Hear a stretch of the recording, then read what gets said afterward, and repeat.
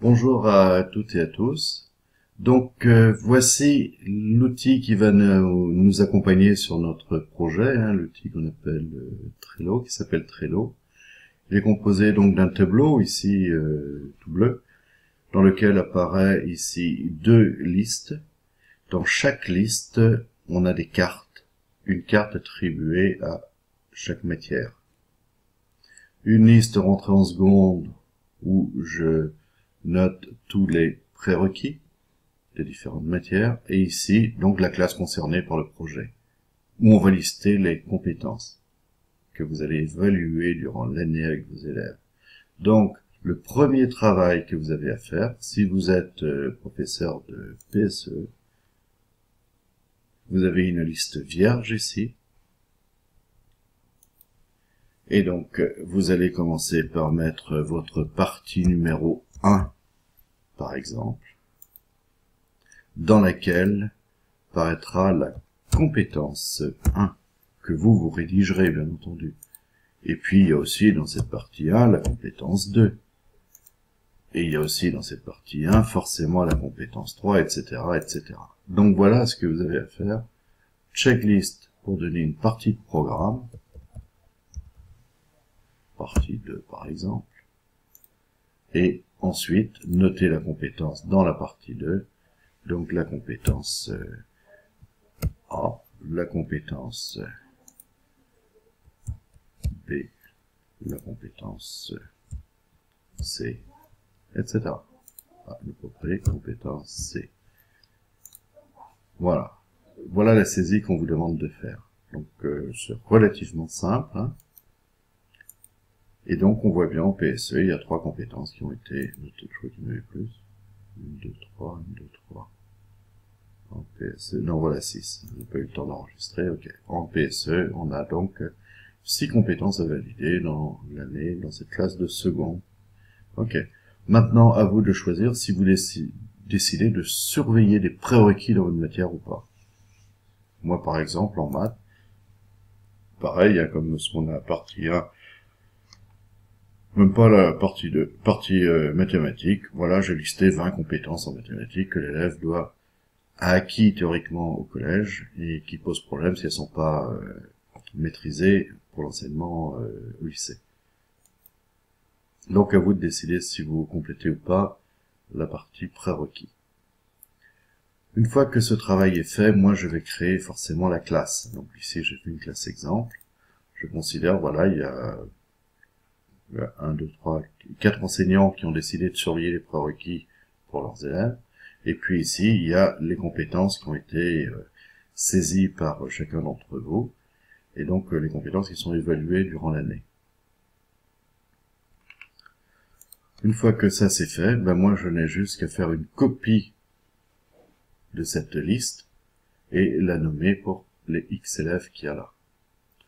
Par contre, avant, il est peut-être possible qu'on soit intéressé par surveiller, suivre, évaluer entre guillemets les élèves sur leur comportement. Donc là, par exemple, moi j'avais créé une carte ici comportement, observation. Voilà, donc je vais copier dans ma classe exemple. Dans ma classe exemple pour l'équipe, voilà, je vais la copier là-bas. Donc on passe, vous voyez, d'un tableau à un autre. Parce que ici, moi j'ai des tableaux pour ma classe de terminale, de première, de seconde, avec de la documentation, voilà. Donc ça, ce sont des choses que vous allez constituer petit à petit par la suite. Donc je retourne dans ma classe exemple, et ici, effectivement, voilà, j'ai ma carte qui est arrivée. Bon, je vais la mettre, par exemple, en première position, voilà. Ok, donc j'ai une carte observation. C'est quoi cette carte observation? Bon, là, pour l'instant, j'ai nommé 3 têtes pas de chapitre, mais enfin, 3 parties, le travail personnel, le matériel, le comportement. On peut en rajouter, Je peux rajouter un autre item, Item numéro 4, voilà, je l'ai rajouté. Et puis là, si par exemple, je suis aujourd'hui en train de faire un cours de maths, et puis j'ai un élève, par exemple ici, là, donc c'était en maths, le 25 mai 2015, Donc j'ai mis quoi? Je suis dans le comportement, en mathématiques, donc cet élève qui était, par exemple, il a été insolent. Voilà. Il a été insolent. Voilà. Et donc, je le valide. Élève insolent. Donc, cette fiche qui concerne un élève, eh bien, apparaît comme insolent. Alors, c'est pas judicieux ce que j'ai fait. Je suis désolé. Si j'ai fait une erreur, c'est pas dur, hein. Dans le comportement, ben, je vais tout simplement l'effacer. Ok. Comme ça, il n'y a plus rien, j'ai bien une fiche vierge.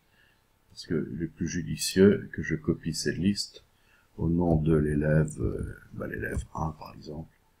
Voilà, je la copie là.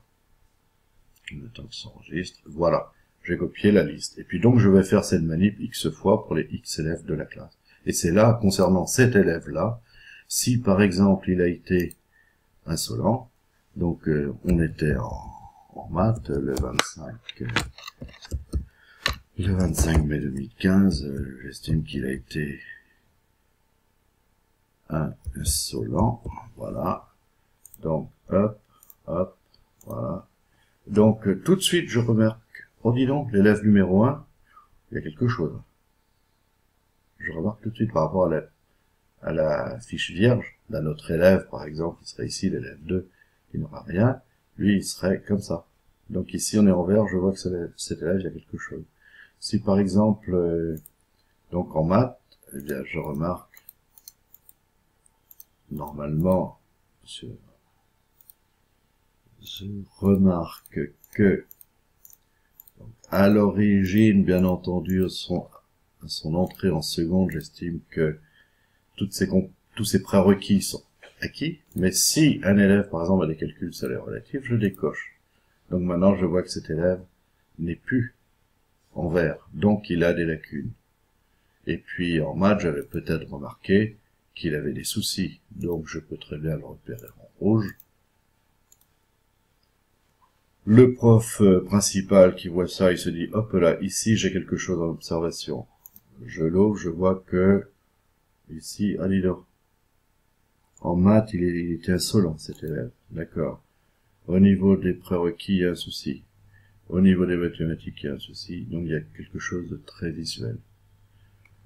Par exemple, si le prof d'anglais, je vais mettre une date importante pour le prof d'anglais. En réalité, il va pouvoir noter. Il va noter, par exemple, que c'est un CCF qui l'a programmé. Eh bien, les collègues, quand ils iront sur le calendrier, ils voient qu'en anglais, il y a quelque chose. Okay. On va aller dessus. Ok, il a un CCF. Donc, ça a permis de tenir informé aussi toute l'équipe sur les dates importantes. Et donc de ne pas poser un CCF le jour où un collègue en a prévu un. Ce qui m'est arrivé cette année avec monsieur Lamballet. C'est pas une critique, hein, du tout. Bon. Donc voilà un peu l'utilisation de Trello avec une visualisation assez rapide. Hein. Des dates, on peut rajouter des choses, mais ça on le verra dans le détail et au fil de l'utilisation. Une autre chose également importante, c'est l'élève, on lui donne la possibilité de s'inscrire à de l'AI, ou de demander des évaluations. Et bien par un simple lien internet, il y aura un tableau en ligne sur lequel nom-prénom, voilà, nom-prénom de l'élève qui s'inscrit sur telle matière pour telle compétence et il demande de l'aide ou à être évalué. Et à vous de décider, eh bien je vais prendre par exemple cet élève-là et celui-là, par exemple, puisqu'il demande de l'évaluation. Et donc, je vais prendre cela en AI. Ou je vais les évaluer tel jour. Mais je vais donc pouvoir leur préparer un petit devoir, une petite évaluation. En parallèle, je vais pouvoir en prendre d'autres qui veulent de l'aide. Et je vais mettre la date. Et donc, je vais sélectionner les élèves que je vais choisir, prendre en fonction de ma matière. Donc ici, les élèves sont classés par ordre alphabétique.